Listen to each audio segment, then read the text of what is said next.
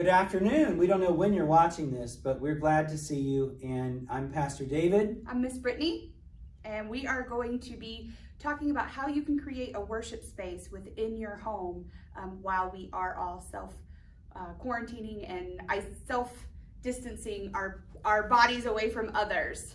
And it can start as we'll start with a simple worship space that would be good for young children and the whole family. And then we'll sort of build it out with creativity into some fun things that are bigger and broader. So you want to start? Yeah, so right here we have a coffee table, and some of you may have a coffee table in your home or a space you can use. And if you don't, there's usually one in an attic or a Goodwill or you can use a TV tray. Yeah, lots of options. Any space that works within your home.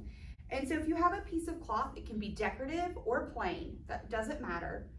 But you want to create a space that's like a special sacred place within your home when you're worshiping, praying, if you are holding a family devotion each day, if you're joining us for worship on Sundays, even during children's story time that we're doing Monday through Friday, this can be your space where you are watching those videos and joining with us during worship. Do you think, can pets be in this space? Of course. They pets can't are go to always church. welcome. They can't go to church. Usually. But they're home with you, so it's nice so to have Bo them is with you. here They're with part us. of your family. You may be able to see Bo. And Wiley, come on over. Come on. Wiley doesn't want to come. He doesn't feel like it. Here he comes. So Wiley and Bo are with us. And if your cat could make a mess of this if you have a cat, because they like to play with stuff like this. So beware. My cats mess mine up.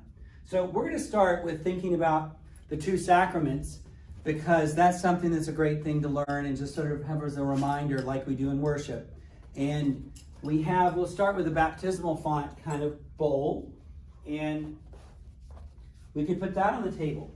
And you could find any kind of bowl and also a pitcher. And you might, at the beginning, when you say an opening prayer, and do something like a confession. It might be just something where we're being honest with one another and truthful about how we feel, sharing our feelings. We might pour the water as a sign of God's grace. We also, you could have symbols of communion, and you could have a little cup and a little bowl or basket or plate to put bread in. And you could do communion-like things.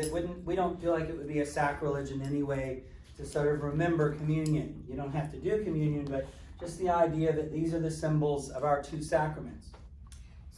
Some other things that you can use in this space to bring it life and to be thankful for the life that God has given us is using plants within your home. So you can bring over some plants that will fit on the table and place them anywhere you like as a symbol of life, the life that God has given us. Some other things that you can use in this space, if you have a cross at home, you can bring that over and place it. Move this out of the way. And you might also have symbols that have meant a lot to you as parents or that children have gathered. This is just a little picture of a saint, and we are very ecumenical in our tradition. So a little symbol of a cross, saint.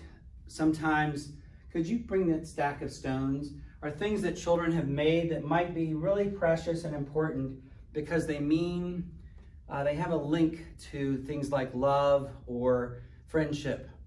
And sometimes that's really especially important for younger children. Another thing that you could use within your space is a bowl. So even though we're not in church, we are not passing the offering bowl, you could have one on your table, and you could put some coins, some dollars, a check, whatever you want to in there to symbolize your tithe to the church. And it's such an important time for giving, so you could build in that whole idea of what can we do to help our neighbor? What can we do to help our community right now? So you could bring a can in each hand and put them at the table.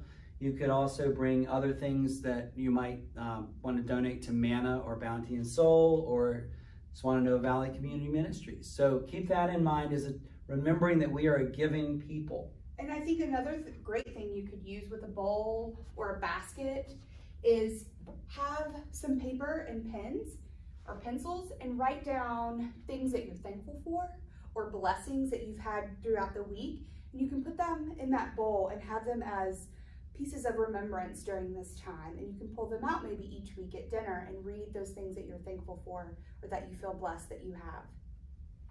And if there are enough adults are present and there aren't young children or cats that might get in trouble, it might be nice to have a candle.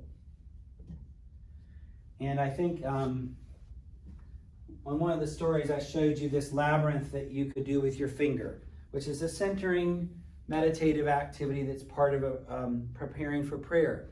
And you just take your finger and run through a labyrinth. So it doesn't have to be this special, but these kinds of activities are really simple and they're meaningful for home time together. And we hope we can support you in that.